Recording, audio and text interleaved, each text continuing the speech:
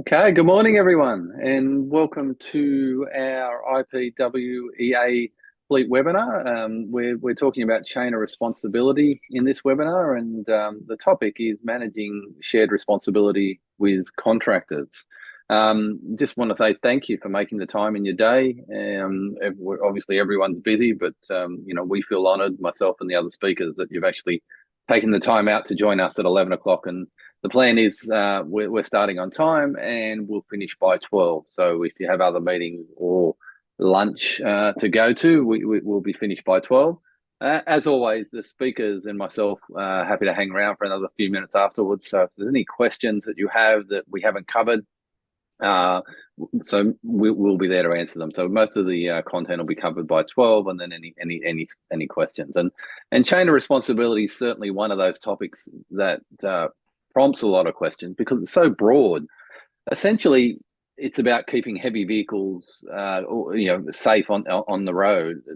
So if you're in a local government or if you're in a corporate business and you're operating heavy vehicles, you want to be the idea of chain of responsibility is to make sure that the other road users are safe, and you're doing all the different things in managing your heavy vehicles, and managing contractors, which we'll talk about today, to make sure that the other road users remain safe on the road.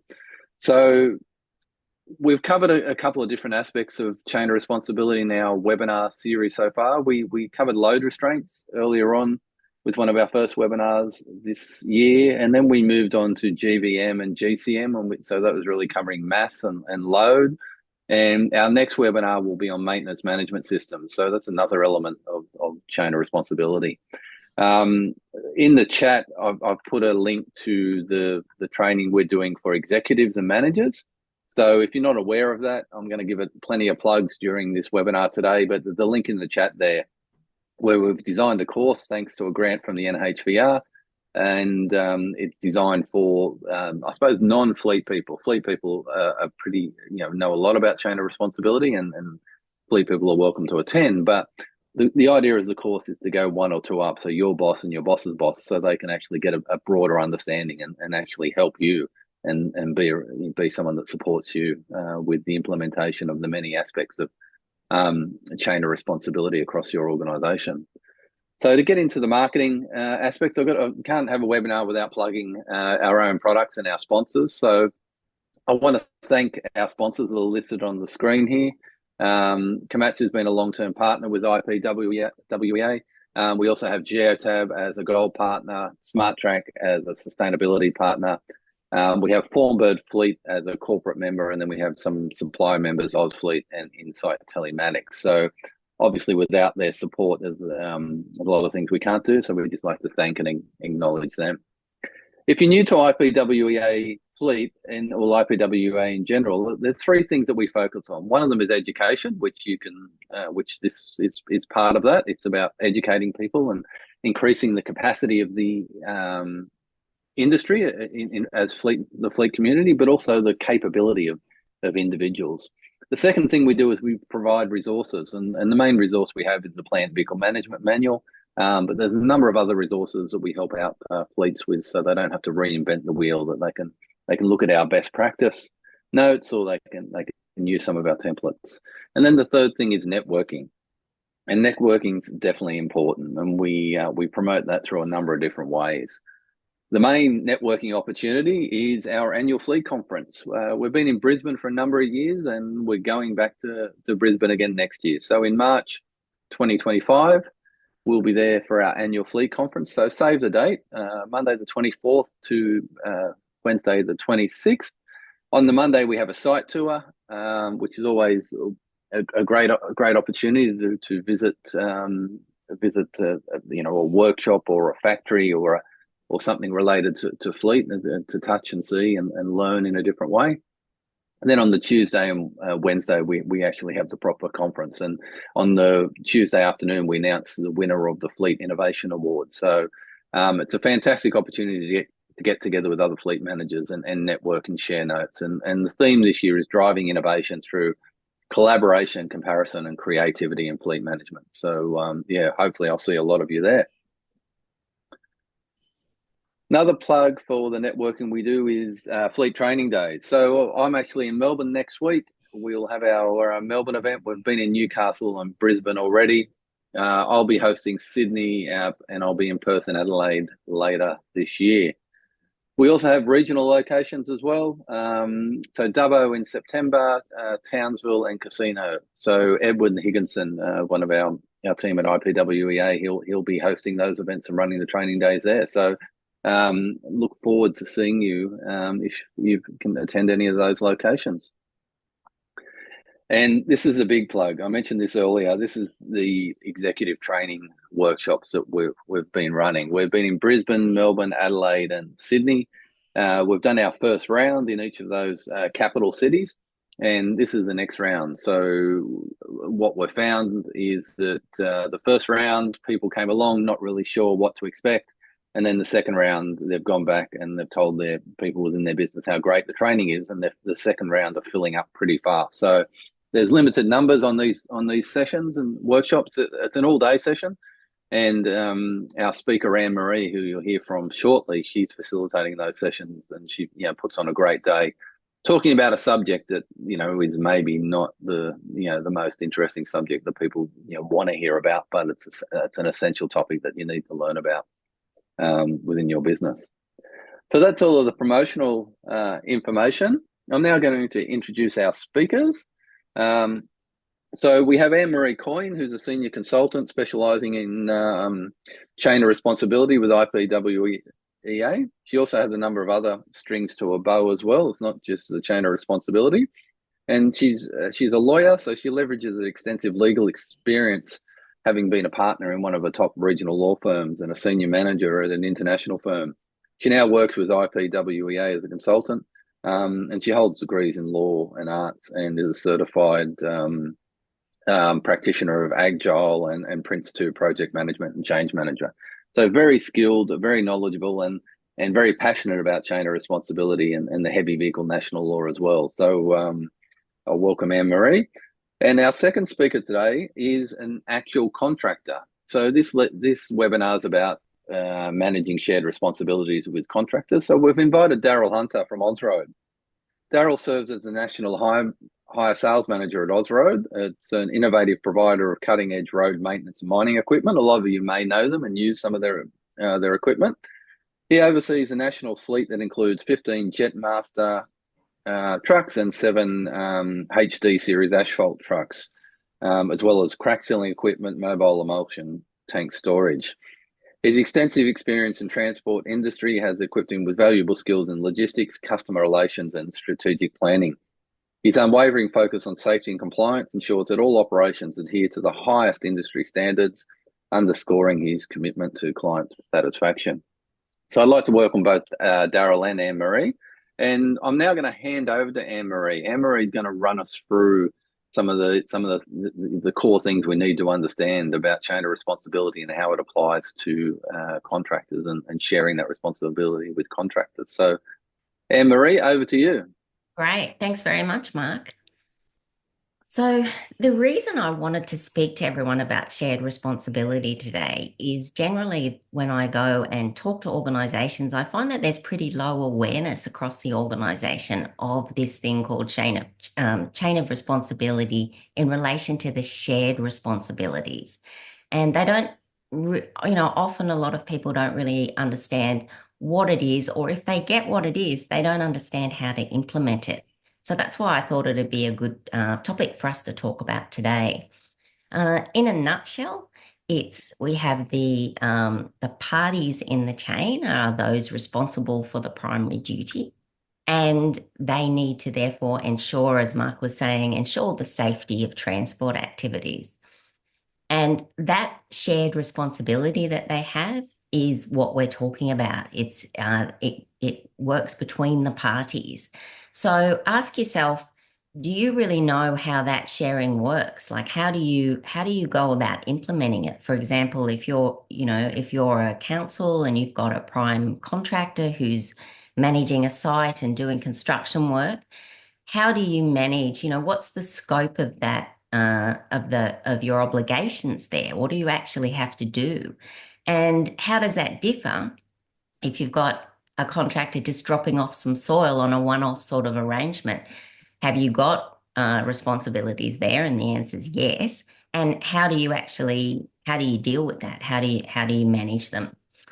Now, we'll talk about a couple of case studies, and don't be concerned if one of them's dry hire, for example. Don't be concerned if you don't do dry hire, because what today's about is giving you a, if you like, a sort of a formula. It's a process for applying shared responsibility, no matter what the topic, basically. So you can apply what we're going to talk about.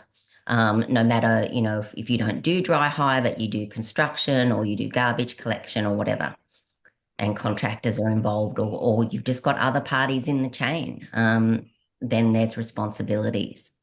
So we'll get to see how that case study applies in practice. Please pop questions in the chat at any stage. Mark's quite ready to interrupt me, and we'll answer them as we go. So yeah, please, I encourage you to ask questions. It's quite a tricky topic, so there's no dumb questions here. Just go for it. If you're thinking it, probably somebody else is as well.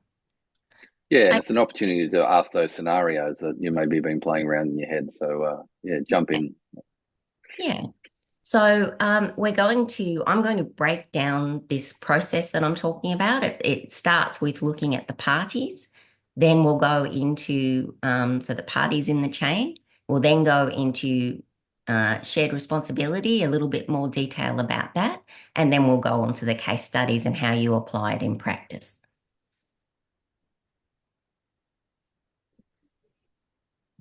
Sorry, just one sec. Okay.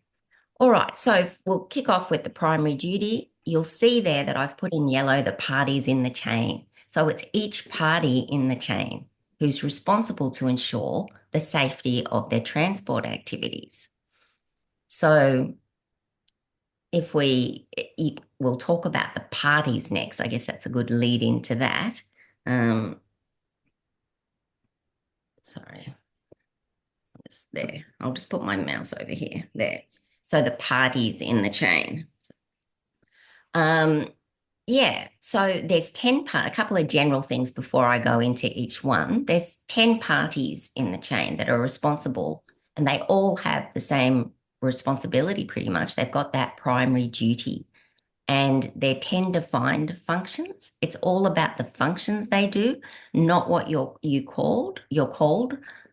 So if your title doesn't say that you're a scheduler, for example, but you do scheduling duties, then you're a party in the chain. And it also doesn't matter what's in your contract of employment. None of that matters. It's what you actually do. And then the other thing that's really important to know about it when you're a party in the chain is the legislation talks about person being responsible. And that's certainly the case. But the focus in the law is on the business. And we'll talk more about that as we go through. All right, so these are the parties in the chain. There's the 10 of them. Oh, sorry. I was too handy with the scroll there. Okay, so there's 10 of them. So first of all, first one right up is employer of a driver. And a lot of you will be employers of a driver. Now, notice that it's not driver. It's the business who's responsible for training the driver and putting in policies and procedures and all that sort of thing. So driver, even though they're very integral in heavy vehicle use, they're not a party in the chain because it's the employer of the driver. They do have other duties under the heavy vehicle law, but they're not one of these parties in the chain and responsible in the same way for shared, well, they're not responsible for shared responsibility. They're just responsible for their duties. Now, there's also contractors of drivers. So like a prime contractor, if a person engages the driver to drive heavy vehicle under a contract of services. So they're a party in the chain. Another really important and general one that's pretty wide is operator. So it's not what a lot of people think of. We all talk about operators operating vehicles and plant and things like that, but it covers that. But the definition is a person or entity who controls or directs the use of heavy vehicles. So you can see how wide that is. So that's an important one. Then scheduler, that's scheduling transport of goods, passengers, and work and rest times. And goods is really wide. It includes garbage, it includes liquid, it includes soil. So it's incredibly wide. So it's not a matter of just thinking, oh, well, I'm a council. I don't, buy and sell goods. Um, so it doesn't apply to me. That's how the law applies to entities like local government and utilities. The next one is consignor and consignee, next two. So consignor it is a few different things. It's a person who's agreed to be named as a consignor in any transport documentation or identified as a consignor. It's a person who or business who engages an operator of a vehicle to transport goods. So again, that's really wide. And if it's neither of those, it's the person who has possession of or control of the goods immediately before the road transport. So it covers a lot of things, a consignor. And similarly, a consignee is the person who consents to being named that way in the transport documentation. But the easiest way to think about it is the person responsible for receiving those goods. So it's not the person who unloads the goods, but the person who's responsible and the organisation who's responsible for receiving those goods. Next one is packer of goods. And when you're thinking of are you a packer or a loader, packer is assembling the goods in some sort of packaging. That's the easiest way to think about it. So something that encloses or protects the goods. And it can be the vehicle itself can be the enclosing thing. So for example, if you've got a hose and you're filling the tank of a tanker, that's considered as packaging. So it's a bit wider than you might think. Then we've got loader and unloader, pretty self-explanatory, just what you'd expect there. And the last party in the chain is loading manager. And that's someone who's responsible for managing the operation of regular loading facilities or unloading facilities. And it needs to be more than an average of 5 a day over a period, for example, a year, or less than that if that facility's been operating for less than a year. So it's basically a regular loading and unloading premises and being the manager of that. So there's our parties in the chain. So that's the first step, that to work out how shared responsibility works, we have to identify which party we are in the chain. And we'll talk more about that in a minute. So Anne-Marie, just on those parties, Mhm. when I attended the executive workshop in Sydney the other week, people had to think about it, but they actually were able to allocate it to their roles in their organisation fairly easily after just thinking about it for 10 or 15 minutes. Do you find that how it works? Initially, it's maybe I'm not a loader or I'm not a scheduler, but then when you talk it through, they can Yeah, understand it pretty easily. that's why I go through what's in each one. It's not just knowing the names. You really need to understand that they can be wider and that you might be an operator and not even realize it. So it's important to know those things, and we're going to actually get a go at it, applying them when we're doing the case study. So you'll get a chance to think about it yourself on a sort of scaled down basis here. Yeah, excellent. Smart. So the next thing is shared responsibility. Let's go in and talk a little bit about actually what it is. So how do those parties fit into it? So there's a principle in the heavy vehicle law that's called the principle of shared responsibility. And it basically is this: safety is the shared responsibility of each party in the chain. So you can see that's why we need to know the parties. And the level and nature of your responsibility depends on the person's function. So what they do, again, doesn't matter about title or what's in your contract for employment. It's what you're doing in relation to the activity. Then the amount of public risk involved, because remember, with the primary duty, you have to do what's reasonably practical, taking into account the risk. So it's important to know the risk. If you've got a lot of risk, you need to do a lot more to make sure that that safety is maintained. And then the last one is the capacity to control the risk. So if, for example, council's using a principal contractor and they manage the site, that's going to be a different situation, and council will have different ability to control what happens on that site compared to if council's managing the site themselves. So you can see that the capacity to control risk depends on your functions, what you're actually doing in that relationship.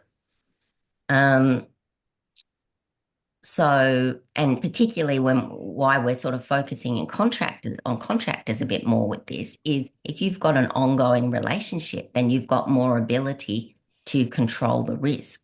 So, in your procurement practices, in your contract management, in what you put in the terms of the agreement.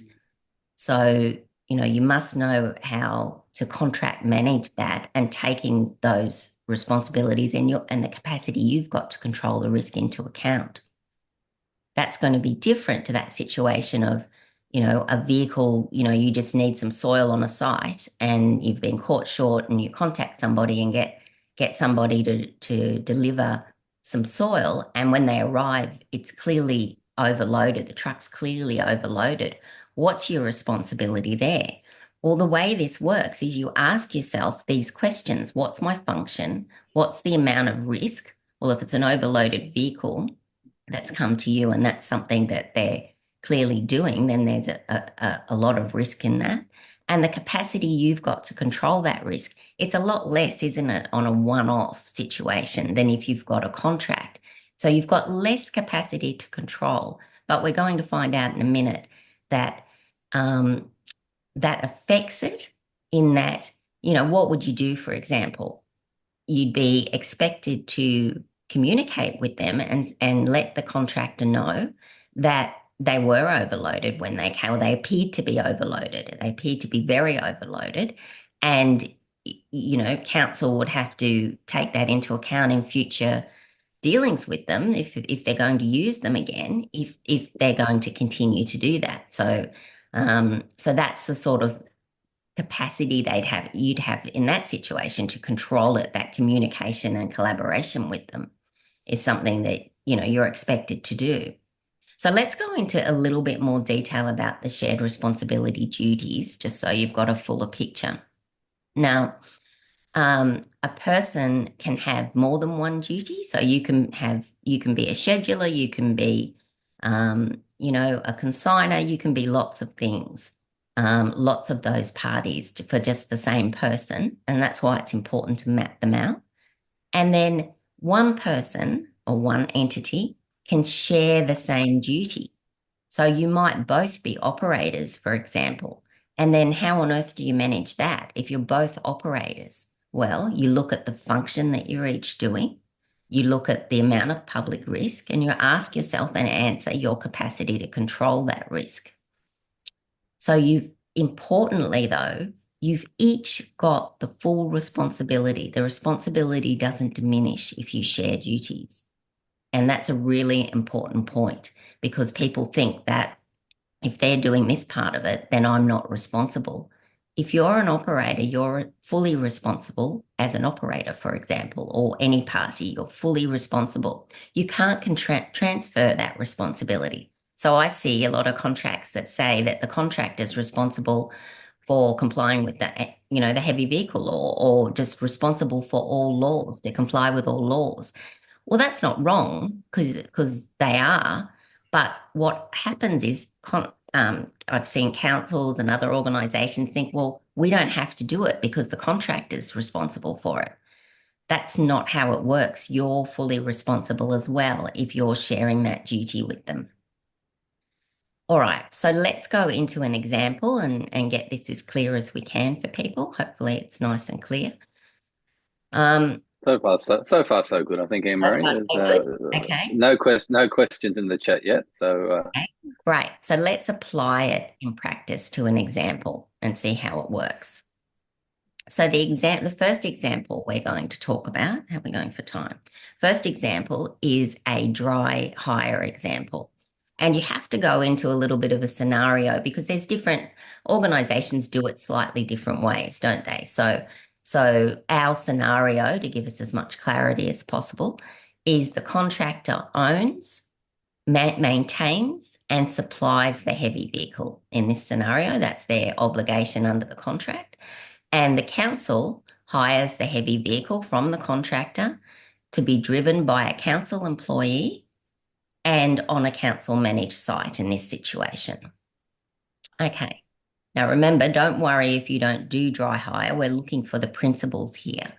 And also exactly which parties you are and what your responsibility or not what your responsibilities are. If you're sharing the responsibility, you're fully responsible, but what your functions are will different and your capacity to control the risk might be different. So let's ask, first of all, the first step one is ask which parties you are relative to the transport activity in question. So why don't you have a think of it? I've got the parties up there. There's the 10 parties there. Have a think about who the contractor is, which party or parties from the information you've got is the contractor, and pop it in the chat if you would. So which party do you think the contractor is in that scenario? Let's see if people have been listening. Don't be shy, everyone. We're all friends here, and this is the idea of it is to kind of challenge your thinking on these parties, Well, so it's harder we to can do talk it, about. I think. I think it's is when Yeah. you go to do it, it's like, oh, okay, which one is it? Let's see if we've got a couple of answers in here. So we've got contractor is the operator of the vehicle. So the person you're contracting to provide the truck is their role as an operator is Yep. one response there. Yeah. Um, the actual contractor, employer of the driver is one answer there, Anne Marie. Is that Okay. All right. Well, that's probably enough for us to go on. So certainly, the person who said operator gets a gold star. So they're an operator of the vehicle. Now, why? They're an operator because they maintain the vehicle. So, and they also decide when it's hired. So that they are controlling or directing the use of the vehicle with both those two things. Now, there's other things that they may be. In this one, they could, if it was wet hire, then they may well be an employer. But in this one, it's dry hire. So we've said there that the council's the employing the driver. So it's mainly the operator. It could be other ones. They might be involved in scheduling. They might be involved in being a consigner or other things. There's other things that we don't have information on that they may, other parties that they may be. But I think in this one, they're certainly an operator. Now, just have a think about as well what parties we know for sure from the facts we've got that the council is. So have a think. You don't have to put that one in the chat, but just have a think about it for a minute and then we'll talk quickly about it. are they kind of everything else? Is it one of those all of the above answers? Um, Almost. They are not in this scenario the contractor of an employed driver because they're employing the driver, but Yeah. that's good. They could potentially be all of the others. So good going, Mark. That's good. Oh, thank you. Thank you. However, there's two that we know for sure in this one with the facts we've got. We know they're the employer of the driver. And what's the other thing we know? What are they doing on site? They're controlling or directing the use of the vehicle. So they're definitely an operator. So guess what? We've got some parties that have their own, they're the only one in that relationship that's a party. For example, the employer of that part for that party, but they're sharing being an operator. So how do we apply it? How do we apply that shared responsibility as an operator. It doesn't mean that they don't need to communicate, because just being if one's an employer and let's say just one was an operator, they'd still need to communicate about that because they're parties in the chain and one can affect the other and does affect the other. But um, for example, if there's an incident on site, if one's an employer of a driver and there's an incident on site, it will be relevant to tell the operator who maintains the vehicle that that's occurred if there's a potential for the vehicle to have been damaged, for example. So being a parties in the chain means that you need collaboration and communication between you. But where you share responsibility, like being an operator in this scenario, then you have to ask yourself, okay, what are the different functions? Because how do you think about it? How do you work out what you do? Ask what you're doing, what each of the parties is doing in that situation. So we know that the contractor is maintaining the vehicle and supplying the vehicle, and we know that council's managing the site and providing the driver. So we know that they've got those functions. What's the amount of public risk?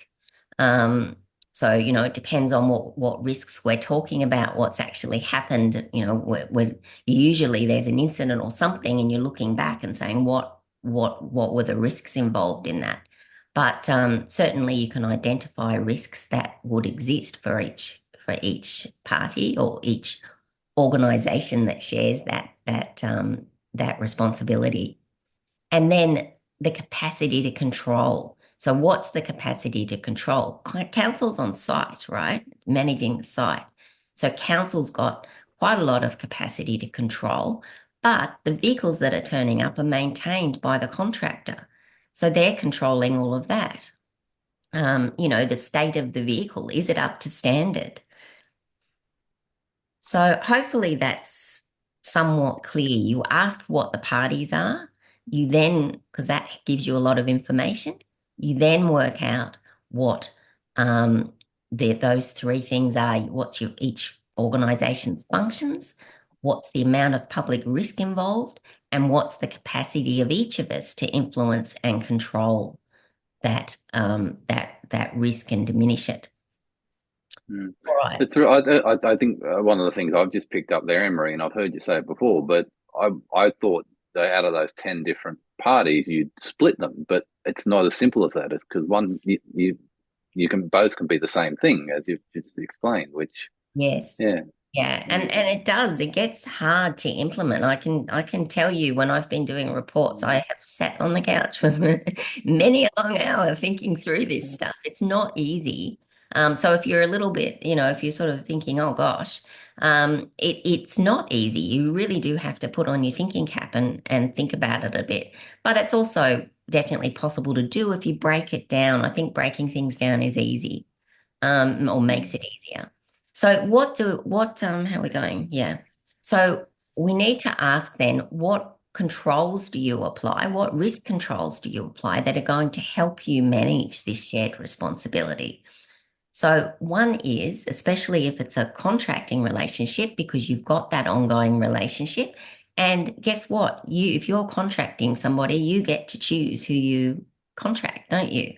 So in the procuring arrangement, you if I was an organization hiring a contractor or a panel of contractors, if it was a wet hire panel arrangement, I would definitely be including quite a lot in my tender about the sorts of chain and responsibility compliance that those contractors have. I know some councils, it's just a tick and flick. Yes, we have them comply, we have them in the tender put forward a safety management plan, and they just go, yep, tick, it's there. That's not good enough. You need to go into that and really see what they do and have an understanding. The people you put on that panel, for example, you need to understand how they implement chain of responsibility at their organization. And the good news is, if you do that and you pick contractors that are good with this, then that's going to make the whole process a lot easier for you when you get to the next thing that you can do, and that's really good contract management. So ask yourself, do you think your contract managers know enough about shared responsibility?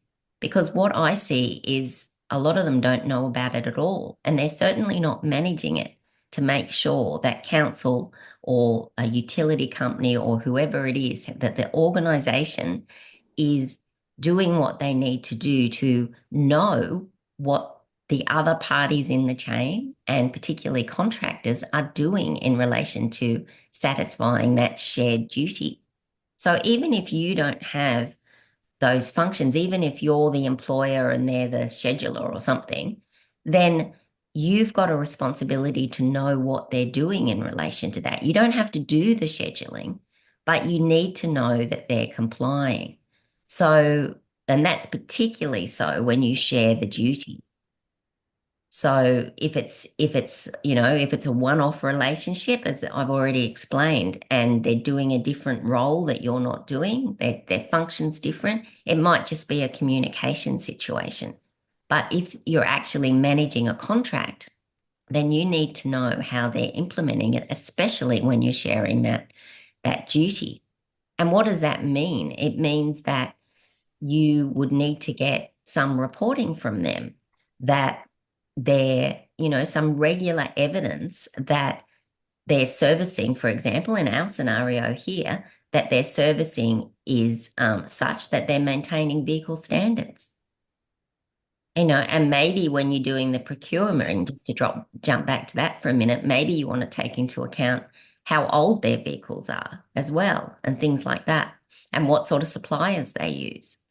So you can see it's quite tricky. Now, the other thing you can do is contract terms. Your contract terms that you have in panel arrangements or your contract arrangements, they can facilitate the management of your shared responsibility, can't they? They can put in their expectations that require meetings to occur and what needs to even be covered in meetings, the basic things that need to be covered. Exchanges, they can provide for exchanges of certain information. So there's quite a lot that your contracts can do to facilitate the arrangement. And then the last and maybe the most important thing is that communication and collaboration with your contractors. Um, if both of you have the capacity to influence that relationship, think about in our scenario here, both organizations should be making sure that the vehicles are fit for purpose. So the contractor should, as well as council, making sure that the vehicles they bring, that they're using in each situation, is fit for purpose. And as I've already said, that maintenance is definitely occurring, and council, if it's council in that situation, they need to know how the vehicles are maintained. They don't need to know that in huge detail, but they do need to know that the vehicles are up to standard when they come, and what's actually happening at the contractor. So I'm pretty much out of time there, so we won't get to go on to any more case Oh, studies. Emery, we've had a question in the chat. Do you want to quickly go to your wet Yeah. hire scenario? Just quickly cover the differences. Um, the wet hire situation, the main difference there is, oh, sorry. Oh dear. There, user error. Okay, the main difference there is, well, what do you think the main difference is? Have a think, not you, Mark. Have a think about Oh, it. okay. Thank you. I Put just me want on to the spot. think about it for a minute before I tell you. What's the main difference there, do you think?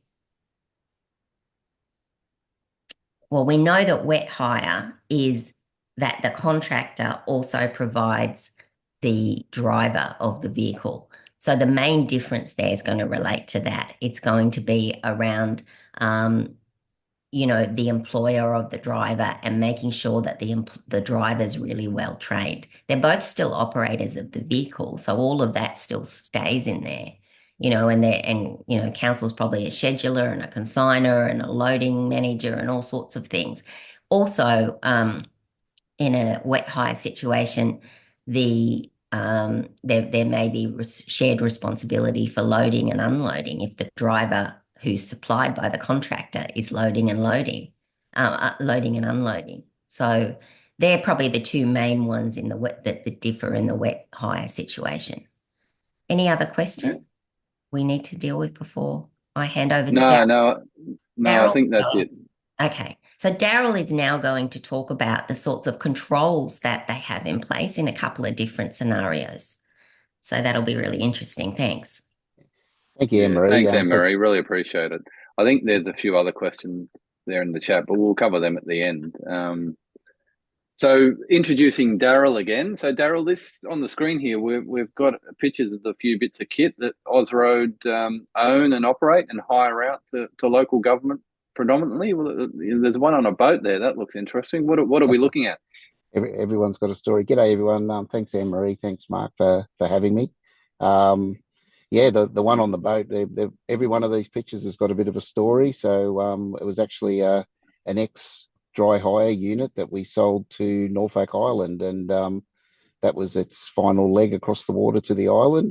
Probably took about an 8-month process there to arrange that with the shipping out of Brisbane and all that. But yeah, it was the end of the truck as a dedicated hire unit and sold off. And yeah, but actually got to go over there and provide some training and meet with them guys over there, which was great. We look to the left there, that shows our two main units that we hire out on road maintenance across Australia. We've got the Jetmaster on the right, which is predominantly a spray seal truck. And on the left is one of our asphalt trucks with the live bottom floor, and that one there's got a rear asphalt paver attached to the back there. So for heavy patching, so that's the difference between the two units that we hire out. We've got about nearly 15 of them Jetmasters. When I say that, I mean in another 6 weeks we should have a Jetmaster number 15 on our hire fleet, and 7 HD trucks. So quite a robust fleet scattered around the place. Alice Springs, yeah, Western Australia in a mining environment, New South Wales, Queensland, Victoria. So Yeah, that's great. So you're hiring these out. So you're responding to tenders and sort of implementing supply contracts with correct. local government predominantly, I'm guessing. What are they asking you for as a contractor in regards to chain of responsibility and your role as a party in the chain? What are you being asked about? Yeah, sometimes we'll get asked on our knowledge or to provide a statement of what our company stance on chain of responsibility is. So we do have a procedure and a statement that we can provide. Yeah, and what training our people have had in it. So particularly there, like we just touched on at the end there, the wet hire scenario, that the drivers are aware of that. Communication between my customers, learning, like as we operate across states. Yeah, there's a lot of regulation and to be across all of it all the time. You learn a lot as you do this job. And my part of the fleet is probably 30% of the business. We have a huge fleet in mining, and other people that I can call on when I'm not sure about something, and find out the answers pretty quickly, so that we can provide that information back to the customer. Yeah. So are they asking about your risk controls and they asking for copies of the procedures? Are they asking for maintenance records? Are they asking about Yes. daily checks as well? Is that what you need to supply when you're responding to a tender? Yes, yeah, they'll want to see maintenance records for the truck. That does come up quite a bit. So we have our maintenance log there showing that the trucks are maintained and serviced regularly, and our fault reporting processes, are they robust? How does it all happen? And yeah, so we, to be fair, usually in them questions before a hire starts, you do get asked pretty thoroughly, like to demonstrate that you do have these procedures and checks in place. when the hire starts, it becomes more like chasing up pre-starts from, can we get a copy of that? Can we get a copy of that sort of thing? So it falls over there. So it requires a lot of energy and developing good relationships with the right people on the ground there. And yeah, generally it's yeah, picks up. So just double clicking on that a bit. So when you're dry hiring, you need to get pre-starts back from the council who's supplying the driver. You need to make sure that's being done. Is that what you mean? You've got to Correct, work with yeah. them So to get that. yeah, we provide them a dry hire unit so that they can operate it safely. We need that information back, straight away, whether it be by a pre-start or a phone call, telling us there's something wrong, a blinker's out, a headlight's out, so that we can address it, log it, and then show that action. And that helps us on future contracts to demonstrate that we are like an active participant in that chain of responsibility. Yeah. So it's quite common, I'm sure everyone on the webinar has done it, where they've appointed a supplier and they've had all these lovely KPIs and extensive reporting requirements in the contract, but then it all gets forgotten about 6 months on because the contract managers maybe not as committed as they should be. How do you find? Is it a lot up front and then people kind of get a bit lazy with it, or do you find that normally they're onto you every or you're proactive the other way, sending the information back to them? How does it generally work? It is definitely a difference between dealing with procurement to dealing with operational staff, but that doesn't relinquish your responsibility to still do the right thing and provide information and be on the front foot. And that's what we aim to do all the time. Yeah. So if what advice if people are using contractors for other services, they might be tipper hire or something like that. What sort of advice would you give the people on the call on?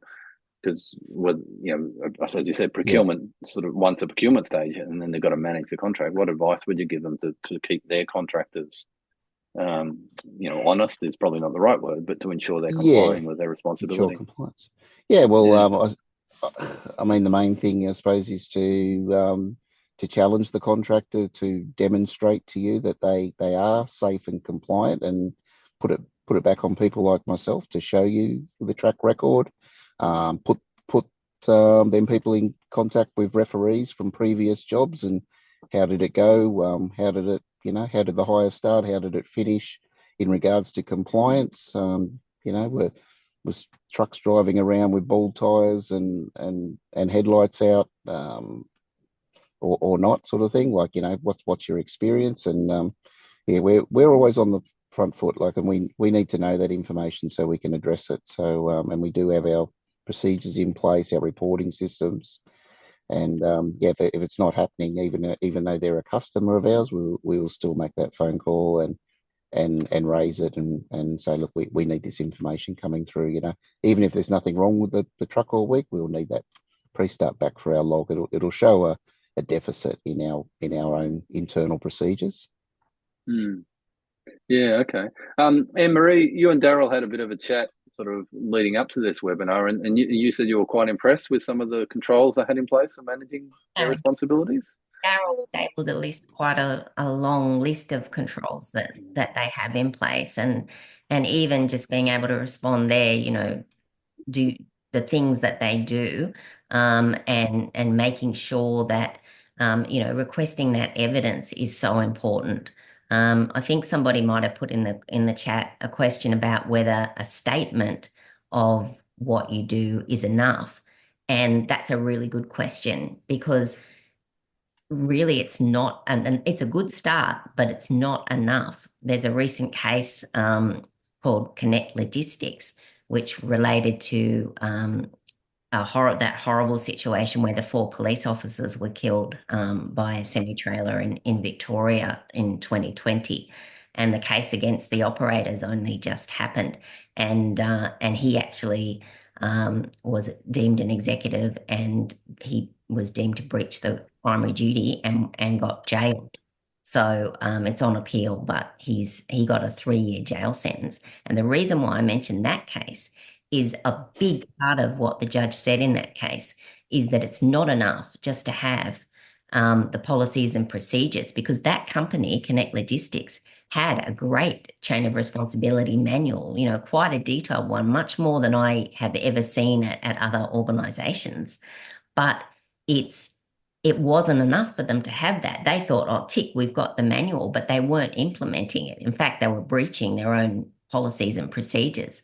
And the judge spent a long time, and a big part of that case is you've got to get evidence of implementation. So a statement's a good start, but getting that, you actually have to get, like you said, Daryl, they asked for the maintenance logs. That's a great thing to do. And especially if your relationships, Daryl, with the people who repair it, whether it's internal or external, that you're providing enough detail that tells the person who's contracting you whether the vehicle standards are being met. So that's a Yes. Yeah. thing. And if you're doing that and you're providing that evidence, then that's a way to meet, some of the obligations there. Yes. Yeah.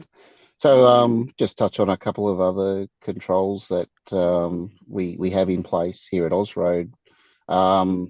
Yeah, we maintain a register of all our correspondence. So our vehicles are GPS tracked. If we notice them speeding, and like a couple of times, we will let our hire customers know that the vehicle, has been detected speeding. 100 kilometers an hour is the maximum speed. We're getting a vehicle at 104, but we will make a note of that in our register, and what happened in that conversation, regardless. And this is something that happens quite regularly at the start of a hire. Usually the truck will be dropped off, someone will drive it, and they won't realise that it's actually being GPS tracked. They just think, it's a hire vehicle, away we go, happy days. But Drive all it of a like it's sudden, stolen. Drive it like it's stolen. Is it what all happens that with? sort of thing, and we try and curb that, so the machines are looked after the thing, and it's all of a sudden their supervisors say, hey, just watch your speed, like you're running off the hill a bit here. Ausroad's onto us, letting us know, sort of thing. And Yeah. we find it goes from a peak at the start to almost immediately just drops away.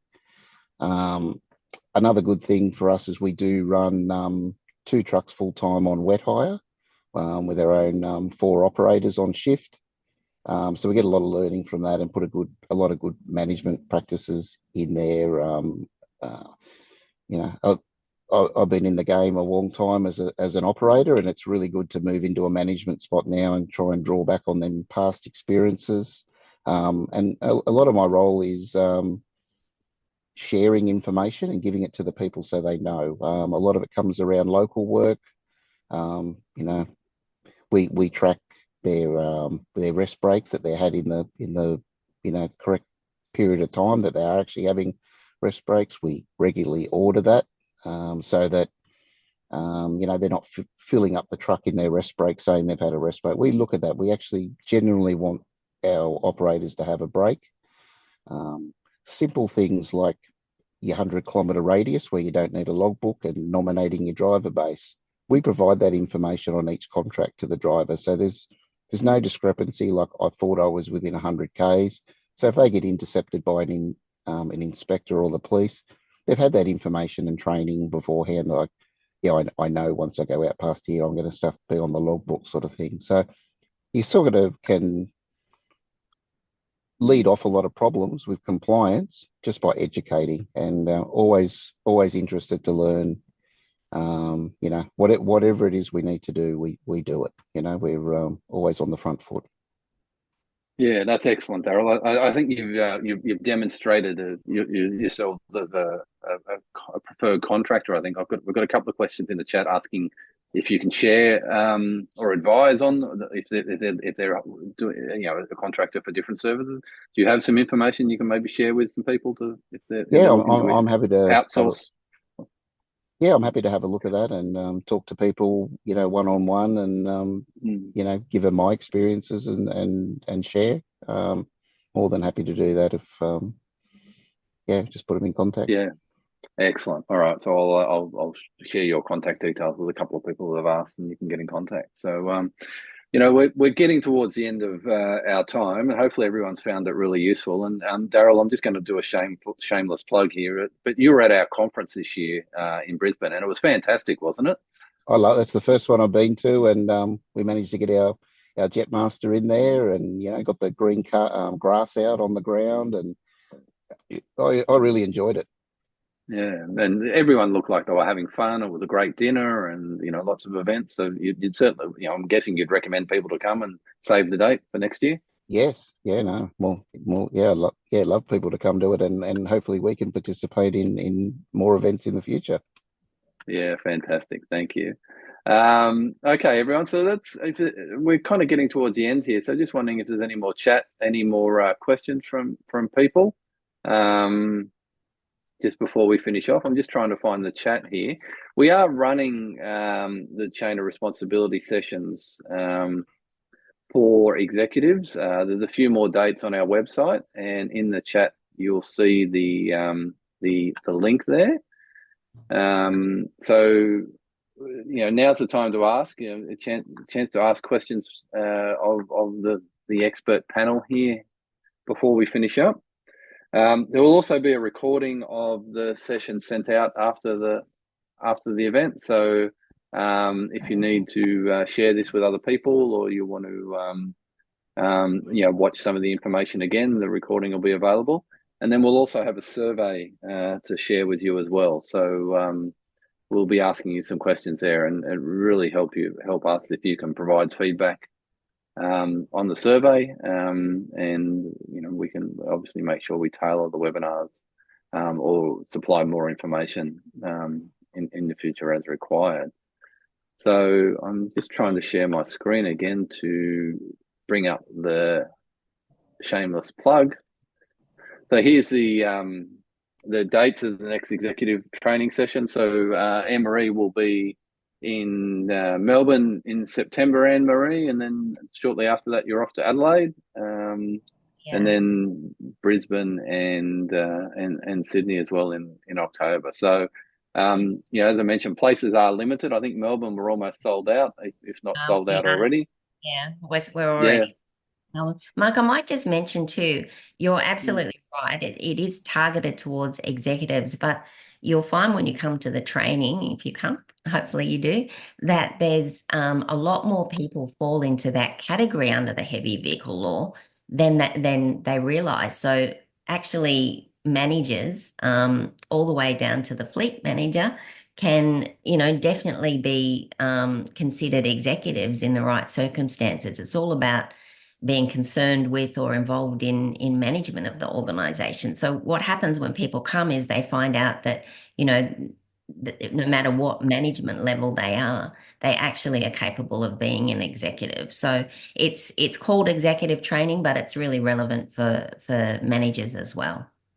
Yeah. So we've got a question about Perth. Now, WA's law is slightly different, isn't it, Anne-Marie?